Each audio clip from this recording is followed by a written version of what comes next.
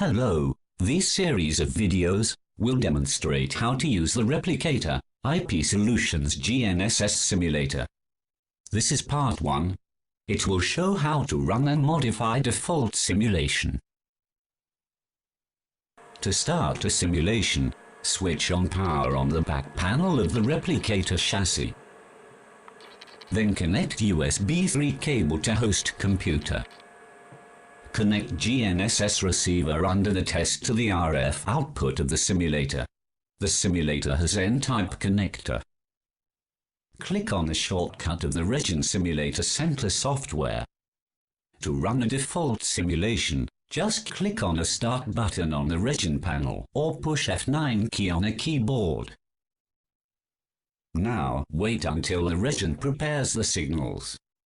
When the simulation starts, satellite icons will appear on a sky chart on the Region panel and a green tank on the left starts to fill up. Make sure to make a cold restart on the receiver under the test.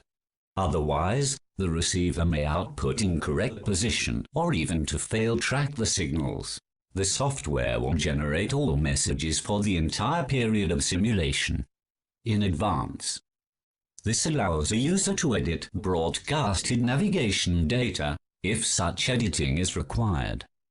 These binary messages are written in text format and can be edited in a text editor.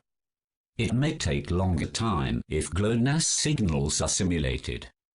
The messages are available for editing in the folder called IRX. The folder is located on C drive. The simulator status will be indicated by messages in the Region text box. We use U-Blox receiver as a device under the test. One can see that GPS, GLONASS and Galileo satellites are acquired and tracked. Here is another receiver. It is Novatello M7. We use RF signal splitter to connect 3 receivers to the simulator at the same time. Make sure to use a splitter with DC blocks. The simulator has internal DC block.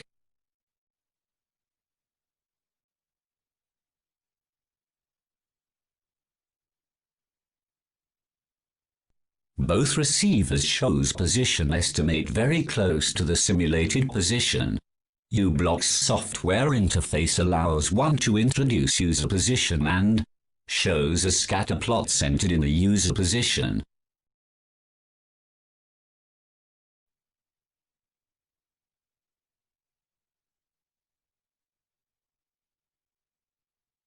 One can see that the accuracy shown is on decimeter level. Now let's look how to change default position, time, duration, and signals for this simulation. We can change these parameters either on the Region software or in the configuration files. To keep the parameters changed for the next simulation, change them in the configuration file.